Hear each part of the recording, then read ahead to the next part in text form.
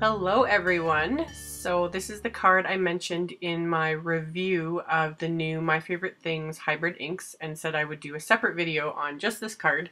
So if you haven't seen that video, make sure to check it out. I'll post a link to that below. But I'm starting off with a piece of Tim Holtz watercolor cardstock, which is a standard 4 1/4 by 5 1/2 inch size.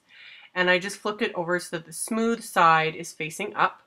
And then I'm inking up this stamp from the Grand Peaceful Wildflowers set from MFT. And I'm using the new hybrid inks here. So I'm using grape jelly and sour apple ink.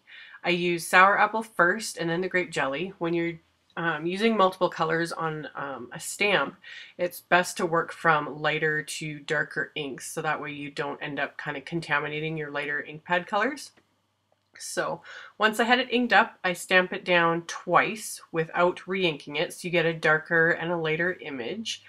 And I do this a few times.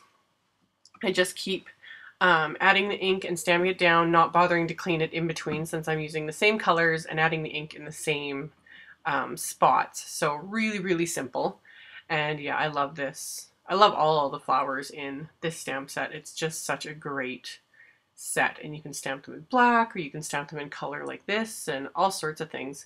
So it's just really pretty. So I get them all stamped where I want them and only had to ink it up 3 times, and then finally I inked it up just the top area with the grape jelly one last time to add a little bit going off the cardstock here on the edge. And then once I'm done with that, I'm going to take that same acrylic block, took the stamp off of it, and then I'm just mushing a couple of the dye ink pads, not the hybrid ink this time. This time it's the original dye ink pads because these are water-based.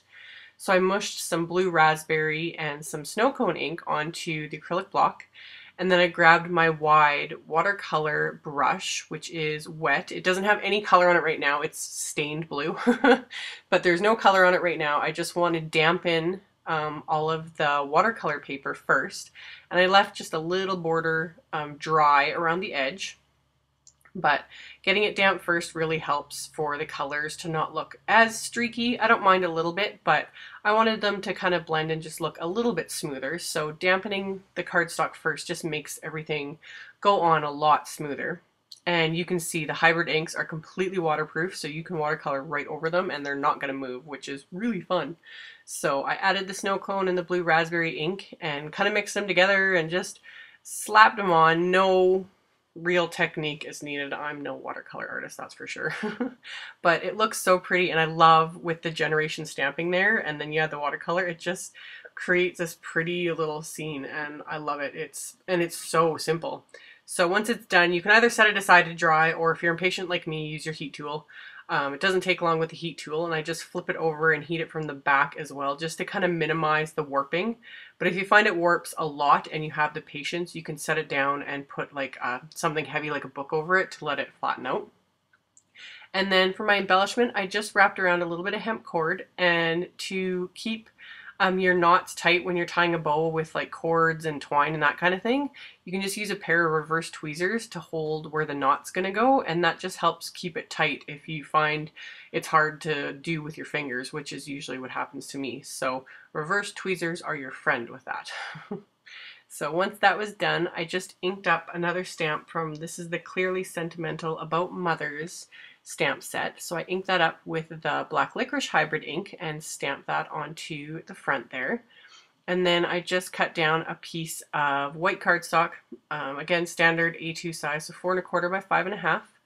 And I'm using my Tombow Mono Multi to adhere this watercolor paper since, like I said, it's a little bit warped, not too bad. But I used a decent amount of my Tombow Mono Multi just to make sure that it adheres really well to the cardstock so it'll stay flat. And then once that's adhered, I'm going to finish off the inside. So I just did the same thing. I just inked up the same flower stamp again with the sour apple and grape jelly inks and stamped that twice on the inside of my card. So I've got a first and second generation little image there. And then I grabbed another sentiment from the Clearly Sentimental About Mothers set and inked that up again with the black hybrid ink, which I am loving. If you've seen the ink review video, you'll know I just rave about it. But inked that up lined up my card on my grid mat so I can kind of eyeball and get the sentiments straight. Got that stamped down, and that's all there was to it for the inside. So finally, just to give it a little extra something, I just took my clear Wink Stella brush and added some shimmer to the flowers, just to the darkest ones. The lighter ones I just left, and that's all there is to it.